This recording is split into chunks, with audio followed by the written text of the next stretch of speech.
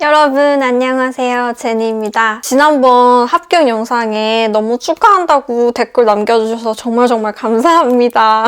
네, 오늘은 여러분들이 가장 궁금해하셨던 그래서 도대체 어떻게 데이터 사이언티스트 팀으로 면접의 기회를 얻었으며 어떻게 연봉까지 인상할 수 있게 되었는지를 오늘 영상에서 그 썰을 다 풀어드리도록 하겠습니다. 제가 입사를 한 후부터 계속해서 뭔가 꾸준히 해왔던 활동이 있는데 그게 뭐냐면 제가 어떤 큰 미팅에 들어가거나 뭐 작은 미팅에 들어갈 때마다 그 미팅에서 처음 보는 직책이 있으면 그분과 무조건 얘기를 해서 그 직책이 무슨 일을 하는지를 좀 알아보려고 했어요. 예를 들어서 제가 어떤 미팅에 들어갔는데 뭐 미디어 플래닝 디렉터님이 계세요. 그럼 저는 그분과 한 번도 1대1로 대화를 나눠본 적이 없으면 제가 먼저 연락을 드려가지고 제가 애널리틱 팀에 처음 들어왔는데 미디어 플래닝 팀이랑 애널리틱 팀이랑 협업을 어떻게 하는지 너무 궁금하다 이런 식으로 먼저 말을 걸어서 그 팀에서 하는 일을 조금 배우고 어떻게 내가 있는 팀이 연결이 되어서 협업을 진행을 하고 있는지를 되게 알려고 노력하는 활동을 되게 많이 했었어요. 그러던 어느 날 제가 어떤 한 큰 미팅에 들어가게 됐는데 거기에서 제가 처음으로 회사에서 일하면서 데이터 사이언티스트 포지션을 보게 된 거예요. 그 미팅이 끝나고 난 다음에 그 데이터 사이언티스트 분에게 메시지를 보냈어요. 나는 회사 다니면서 데이터 사이언티스트 포지션을 처음 본다. 내가 사실은 석사를 했을 때 데이터 사이언티스트 분야에 대해서 되게 프로젝트도 많이 했었고 뭐 데이터 챌린지도 나갔었고 그래서 너무 이 분야에 대해서 내가 관심이 많은데 혹시 미팅 셋업해서 내가 여러 가지 질문을 해도 될까? 라고 이렇게 먼저 말을 걸었어요. 그래서 이제 미팅을 잡고 미팅을 하게 됐는데 근데 되게 운이 좋게도 그분이 너무 좋으신 분이었고 지금 본인이 하고 있는 일들에 대해서 되게 상세하게 설명을 해주셨어요. 우리는 이렇게 모델링을 하고 있고 이런 일도 하고 구체적으로 데이터 사이언티스트가 이 회사에서 하는 역할에 대해서 되게 상세하게 얘기를 들을 수가 있었거든요. 그래가지고 제가 그걸 보면서 그 모델링을 만드는 그 작업물을 보니까 너무 멋진 거예요. 그래서 너무 멋지다. 이런 일 너무 멋지고 되게 인터레스팅하다. 이런 식으로 막 반응을 하니까 너가 정말 이 일에 대해서 되게 인터레스팅하다고 느낀다면 데이터 사이언티스트 팀에 지금 오픈 포지션이 2개가 나 있다. 어플라이 해보는 게 어때? 라고 먼저 이렇게 알려주셨어요. 그것도 엔트리 포지션으로 지금 오픈 포지션이 나와 있다는 거예요. 이게 정말 좋은 기회가 될 수도 있겠다라는 생각을 했었어요. 근데 그 당시에 팀을 이동해야 되나 말아야 되나 망설였던 계기 중에 하나가 저랑 대화를 나누었던 분이 데이터 사이언티스트 엔트리 레벨이었는데 그분은 박사를 졸업하신 분이었어요. 그러니까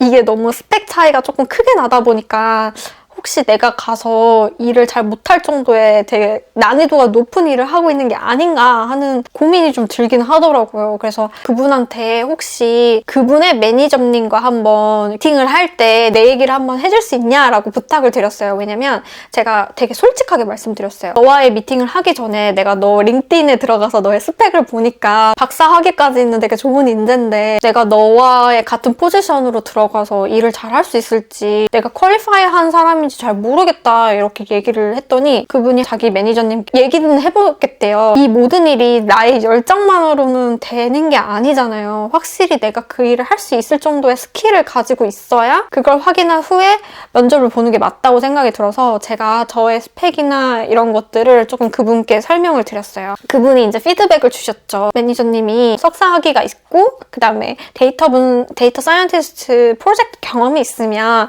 면접은 볼 수 있다 이렇게 피드백을 주셨어요. 나의 스펙으로도 지금 우리 회사의 데이터 사이언티스트 포지션으로 면접이 가능하구나. 그래서 그때 알게 된 거예요. 제가 한국적인 마인드로는 팀에서 팀을 옮기면 제가 원래 있던 팀의 그 자리가 비게 되는 거잖아요. 팀의 누군가는 제가 있던 포지션의 일을 대신 해주거나 더 해줘야 되는데 그게 조금 예의에 어긋나는 게 아닌가 그런 고민도 있었는데요. 그 문제를 제가 이전에 직장 동료분한테 한번 여쭤봤어요. 그분은 미국인이시고 직업 경력이 좀 있으신 분이라서 면접을 봐서 팀을 옮기고 싶은데 혹시 이게 신뢰가 되지 않을까? 이 팀한테 저한테 딱 한마디 해주시더라고요. 너가 상관할 바가 아니야. 팀의 인원을 채우는 거는 매니저가 고민할 일이고 너는 너가 하고 싶은 일을 찾아서 가면 돼 라고 조언을 해주셨어요. 그래서 확인을 여러 번 한 거죠. 지금 오픈된 포지션이 내가 플라이를 할 수 있을 정도의 스펙을 가졌는가, 팀을 이동하는 데 있어서 내가 팀한테 피해를 주고 옮기는 게 아닌지도 확인을 했고 근데 다 아니라고 했고 여러 번 스텝 스텝에 거쳐서 확인을 했어요. 내가 이렇게 팀을 옮기고 싶은데 팀을 옮길 수 있게 어떻게 하면 좋을까? 전 직장 동료분께서 저한테 말씀을 해주시는 거예요. 그 포지션이 열리면 이력서를 낼 수도 있고 뭐 다양한 방법이 있지만 누군가가 너를 레코멘드를 해서 인터뷰 프로세스에 들어가면 훨씬 더 합격 확률이 높다. 나를 레코멘드 해줄 수 있는 분은 담당 매니저님밖에 없잖아요. 왜냐면 제가 일하는 것을 누구보다도 옆에서 가장 가까이 지켜보신 분이니까 제가 여태까지 또 열심히 일을 해왔고 그래서 매니저님께 얘기를 드렸어요. 내가 지금 하고 있는 일은 이런 건데 내가 데이터 사이언티스트 팀 누구와 얘기를 나눠보니까 이 직책이 조금 더 나한테 맞는 것 같다라고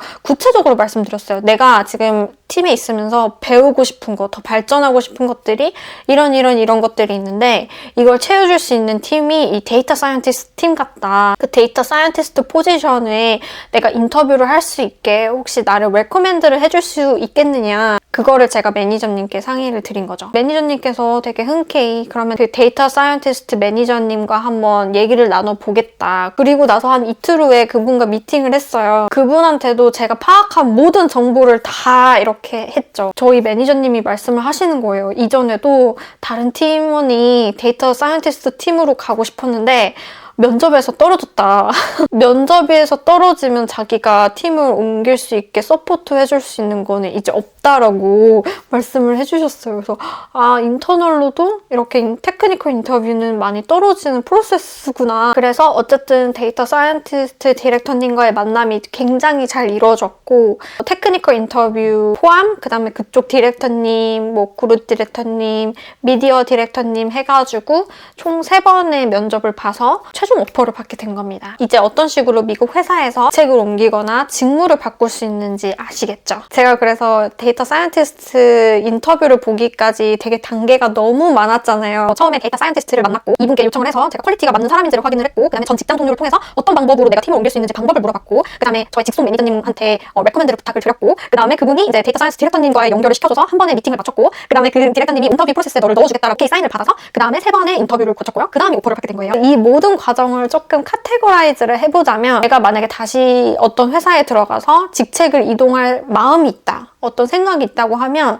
저 같으면 이 4가지를 꼭 지킬 것 같아요. 일단 첫 번째, 내가 지금 하고 있는 직무에 대한 정확한 이해도가 필요합니다. 저도 사실은 지금 제가 8개월 정도를 일했지만 이 직책에 대해서 처음부터 끝까지 완벽하게 이해한 상태는 아니라고 생각을 해요. 아직도 배울 게 많이 남은 상태이지만 제가 하고 있는 이 직책에 대해서 정확하게 3문장으로 요약이 가능하거든요. 이 직책에서 내가 더 하고 싶은데 부족한 점을 정확하게 알았죠. 그거를 채워줄 직책이 지금 이동하는 직책이라는 것을 명확하게 어떤 사람을 만나도 3문장 안으로 다 요약해서 설득을 시킬 수 있어야 돼요. 처음부터 끝까지 이 면접을 보기까지 되게 많은 사람들을 설득을 시켜야 했었고 그렇기 때문에 첫 번째, 내가 하는 직무에 대해서 정확하게 파악을 하고 내가 가고 싶은 직무에 대해서도 정확하게 파악이 된 상황에서 직책 이동을 결정해야 된다. 두 번째로는 내가 이동하고자 하는 그 직책에 꼭 필요한 스킬을 갖고 있을 것. 제가 인터뷰 프로세스에 들어가기까지는 진짜 많은 단계를 거쳤거든요. 근데 이제 인터뷰 보자라고 얘기를 하자마자 4일 만에 인터뷰를 봤던 것 같아요. 근데 저는 애초부터 이 데이터 사이언티스트 팀에 있는 분과 얘기를 나눌 때부터 인터뷰를 준비하고 있었거든요. 그러니까 그게 한 3주 전부터였어요. 그러니까 3주 전부터 나는 어쨌든 인터뷰에 꼭 보게 될 거야 라는 마인드로 3주 전부터 인터뷰를 준비했어요. 테크니컬 인터뷰를. 만약에 내가 그 전에 준비를 안 했더라면 인터뷰를 준비할 수 있는 시간은 4일밖에 없는 거죠. 그것도 회사 다니면서. 그래서 회사에서는 지금 바로 실무에 투입해도 손색이 없을 만한 인재를 바로 뽑아야 되는 상황이기 때문에 인터뷰를 늦춘다거나 그러는 게 절대 불가하더라고요. 4일 후에 인터뷰는 너무 빡센 것 같아서 조금만 시간을 달라고 요청을 했는데 그거는 안 된다고 하셨어요. 빨리 봐야 된다, 인터뷰를. 인터뷰 허락이 나고 4일 만에 보게 됐거든요. 그래서 저는 되게 이게 엄청 빠르다는 생각이 들었어요. 왜냐면 정규직 입사할 때는 거의 2달 내내 인터뷰를 봐놓고 인턴으로 할 때는 4일 만에 보라고 하니까 마음의 준비가 덜 돼 있는 상황에서 보라고 하니까 좀 당황스럽긴 했는데 원래 가고자 하는 직책을 가기 위해서 입사를 한 거라면 입사하는 동시부터 계속해서 공부를 해가는 거가 좀 올바르겠죠. 저처럼 이렇게 막 벼락치기로 공부를 하지 않아도 되니까. 이 2가지가 완벽하게 충족이 됐다면 3가지는 뭐냐면 회사 내에 있는 모든 인맥을 동원할 것. 인터뷰를 보기 전까지는 저의 실력이 아니라고 생각하거든요. 인터뷰가 시작돼야지만 내 실력을 보여줄 수 있는 거지, 인터뷰를 보기까지의 그 모든 과정들은 제가 그 면접을 볼 수 있게 도와주신 여러분들의 도움 없이는 그 인터뷰의 기회를 얻을 수가 없었어요. 회사에 입사해서 내가 직책을 옮기고 싶으면 그 직책에 관련된 사람들과의 뭔가 소셜라이징? 인맥 쌓기라고 하죠. 인맥 쌓기를 먼저 해두시는 거를 추천드려요. 저는 그게 굉장히 도움이 됐던 게, 그 데이터 사이언티스트 그 엔트리 포지션이 아예 뭐 링크드인이나 공고가 올라가기 전에 제가 그 정보를 얻게 된 거였거든요. 제가 면접을 본 그 포지션은 아예 경쟁자가 없었던 거예요. 근데 제가 그 직책이 올라오기 전에 소셜라이징을 하면서 그 정보를 알게 됐기 때문에 이게 바로 회사 내에서 직책을 옮기는 거에 가장 큰 장점인 것 같아요. 그렇기 때문에 회사에 입사하셔가지고 그냥 자기 일만 하는 게 아니라 다른 분들과 얘기를 많이 나누면서 얘 하는 일에 대한 시야를 조금 넓히면서 내가 가고자 하는 그 분야에 대해서 팀에 대한 정보를 계속해서 업데이트하는 게 굉장히 중요한 것 같아요. 이렇게 해서 제가 데이터 애널리스트에서 데이터 사이언티스트로 직무를 변경할 수 있게 되었고요. 네, 저의 이런 회사 경험담이 여러분들께 도움이 되셨으면 좋겠고요. 오늘 영상이 도움이 되셨다면 좋아요와 구독 부탁드리고, 그러면 우리는 다음 영상에서 만나요. 다음 영상은 진짜 첫 출근 영상으로 돌아올게요. 그럼 우리는 다음에 만나요. 안녕.